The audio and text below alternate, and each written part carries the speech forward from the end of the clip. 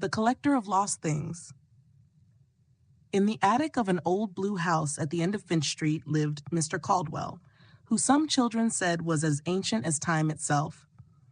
His silver-gray beard reached his tarnished brass belt buckle, and his eyes held the curious amber sparkle of someone who knew far too many secrets, like dusty sunlight filtering through forgotten library windows. Nobody knew exactly what Mr. Caldwell did all day. Parents called him eccentric and harmless, their voices carrying the beige caution of adults who prefer simple explanations. But the children of Finch Street whispered different stories, their words vibrant with possibility.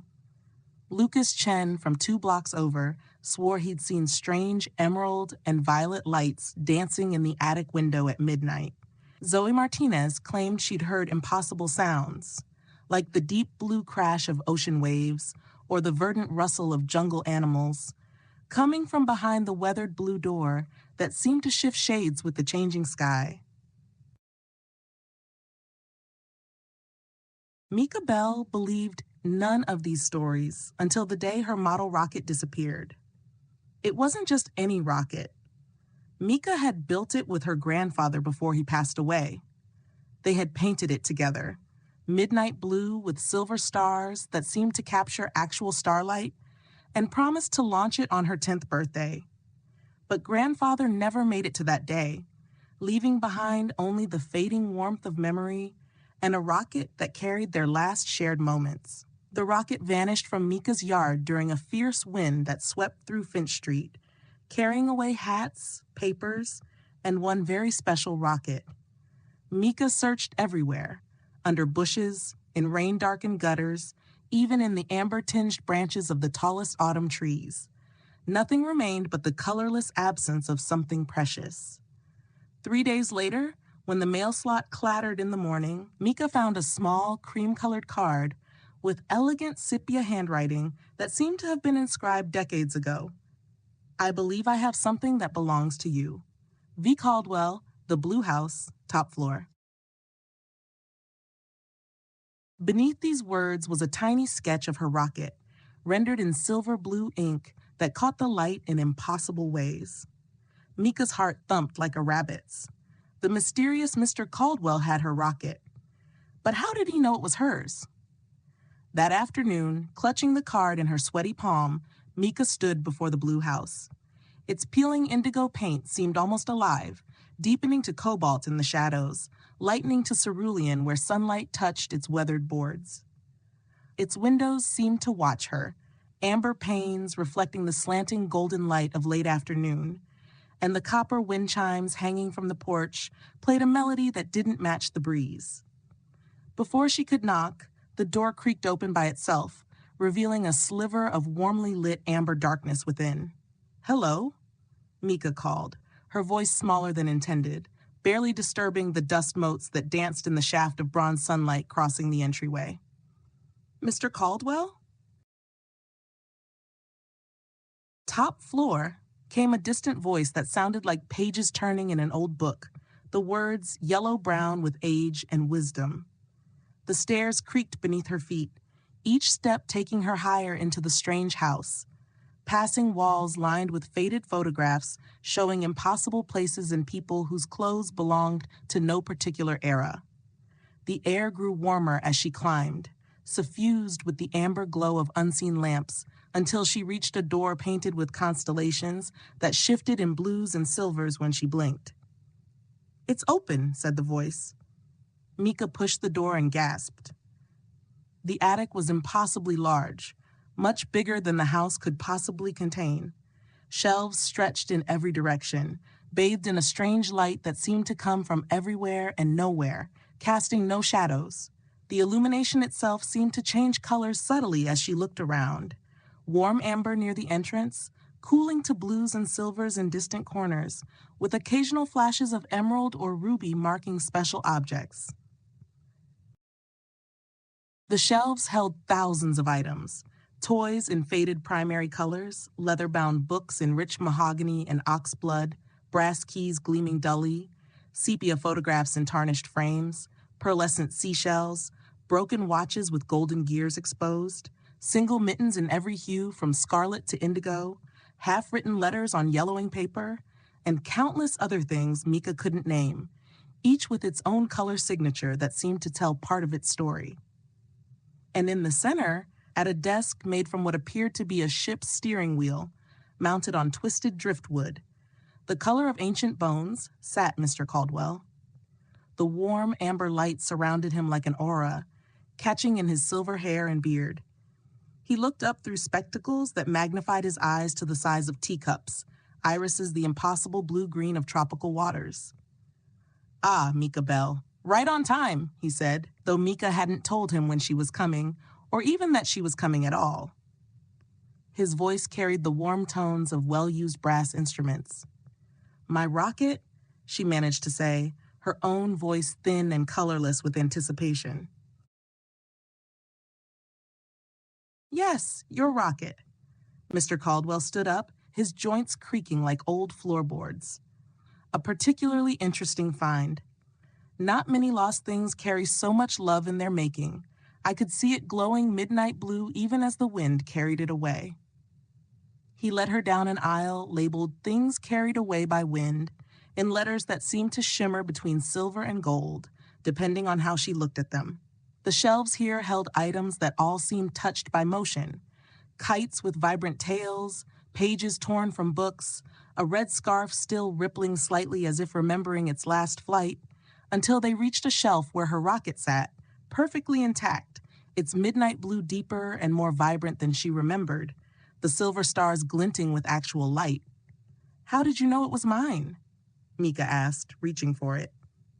"Everything lost has an echo that leads back to where it belongs," Mr. Caldwell replied, "a ribbon of color and sound that most people can't perceive. I merely listen for the echoes. Yours was particularly strong, a deep blue resonance streaked with silver and gold." As Mika's fingers touched the rocket, something strange happened. The midnight blue paint seemed to ripple, and for a moment, just a heartbeat, a wash of golden light enveloped her hand, and she felt her grandfather's warm palm guiding hers as they painted the silver stars together.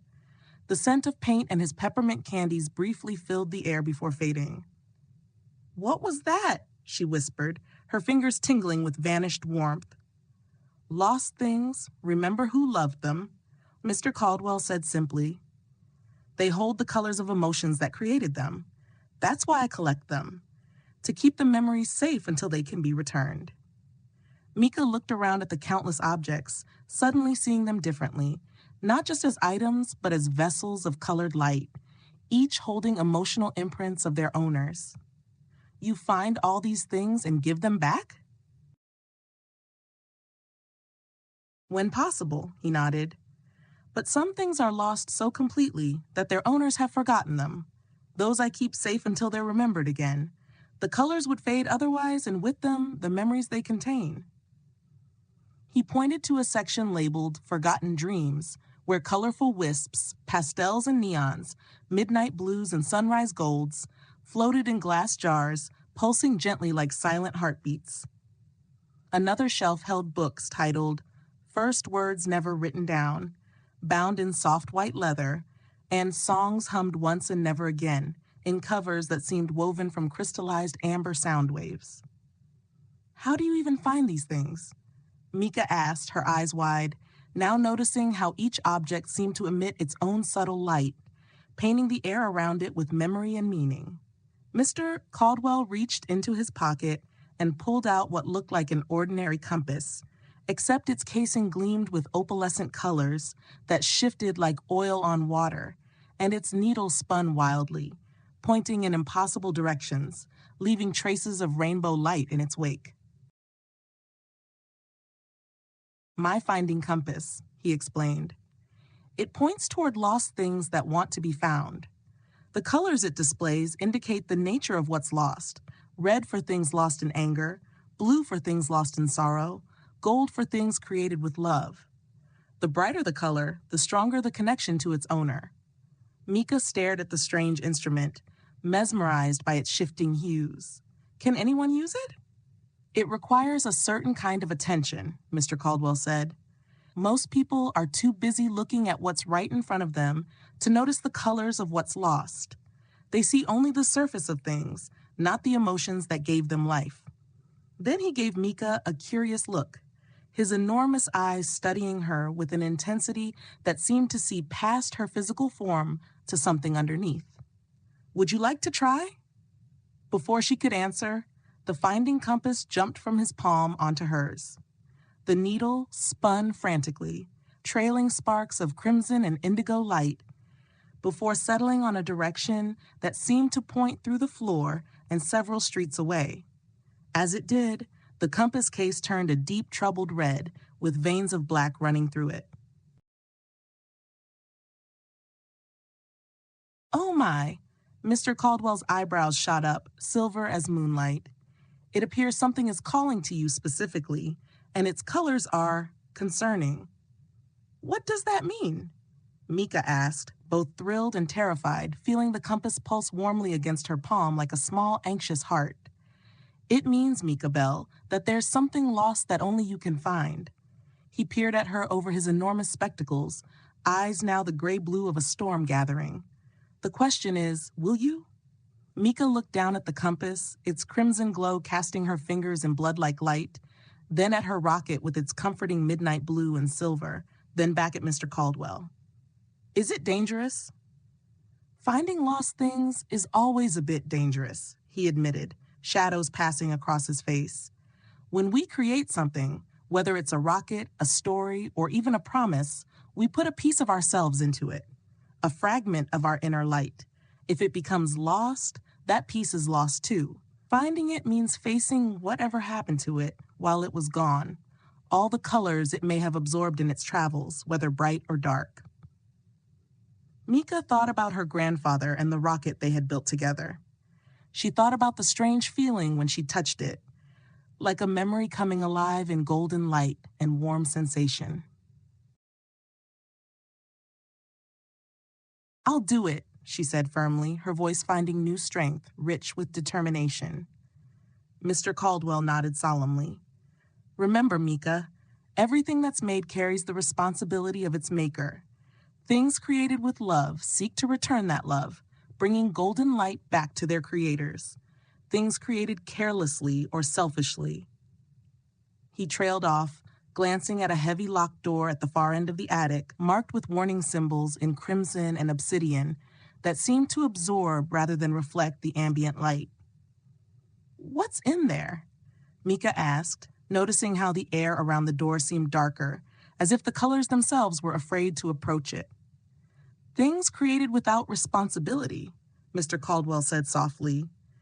"Things made by people who never considered what might happen once their creations were loose in the world.